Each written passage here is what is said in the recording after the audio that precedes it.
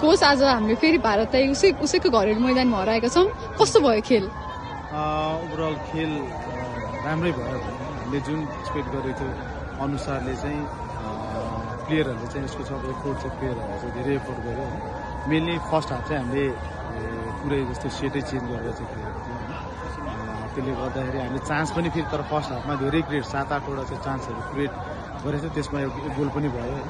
एक गोल भएपछि अरूहरू स्कोर ग्र्याब गर्न सके भए गोल मार्जिन अझै धेरै हुन्थ्यो। तर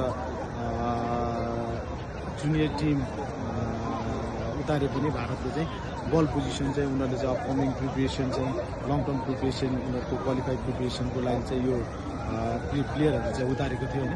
उनीहरूको बल पोजिसन चाहिँ धेरै राम्रो देखिरहेको थियो। अब उनीहरूले एउटा अपर्च्युनिटी ग्र्याब पनि गर्यो, त्यसैमा स्कोर पनि गर्यो होइन। मेनली हामीले चाहिँ अब सेकेन्ड हाफभन्दा फर्स्ट हाफ चाहिँ हामीले बेटर चान्सेसहरू चाहिँ क्रिएट गरेको थियौँ। सेकेन्ड हाफ चाहिँ हामीले अर्गनाइज भएर चाहिँ बल पोजिसन राखेर चाहिँ एउटा बिल्डअप सेकेन्ड हाफमा पनि अपर्च्युनिटीहरू हामीले क्रिएट गर्यो होइन।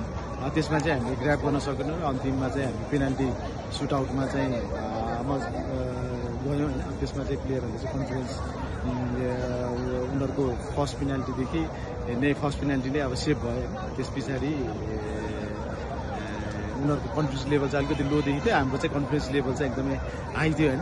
ओभरअल चाहिँ पेनाल्टी भन्दा नि यो जितले चाहिँ हामीले एउटा चाहिँ पोजिटिभ म्यासेज चाहिँ होइन नेपाली वुमेन्स फुटबल टिमले चाहिँ अझ धेरै गर्न सक्छ भन्ने चाहिँ म्यासेज चाहिँ गएको छ। अब त्यसमा चाहिँ सम्बन्धित सरकारी निकाय र संस्था चाहिँ लागि पार्नुपर्छ, इन्भेस्टमेन्ट चाहिँ गर्नै पर्छ होइन। इन्भेस्टमेन्ट गरेर चाहिँ फेसिलिटीहरू चाहिँ हामीले दियो भने चाहिँ अभियसली नेपाली वुमेन्स फुटबल टिमले चाहिँ एकदम राम्रो हाइट चाहिँ हुन्छ। हजुर इन्डिया टोली चाहिँ कस्तो पाउनु भयो आज मैदानमा?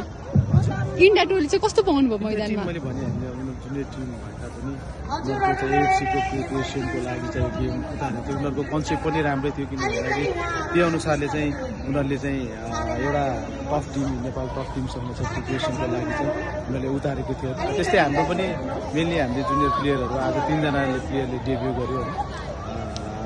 एउटा पूर्णिमा राई, त्यस पछाडि प्रतीक्षा चौधरी अनि फाइनली अर्को एकजना प्लेयरले पनि हामी 3जना प्लेयरले चाहिँ आज डेब्यू गरेको छ। उनीहरूको पर्फर्मेन्स पनि हो बिस्तारै यस्तै गेमहरू चाहिँ उनीहरूले पनि एक्सपोजर पाउँदै गयो, एक्सपिरियन्स गर्दै गयो भने नेपाली टिमको पनि भविष्य चाहिँ राम्रो छ।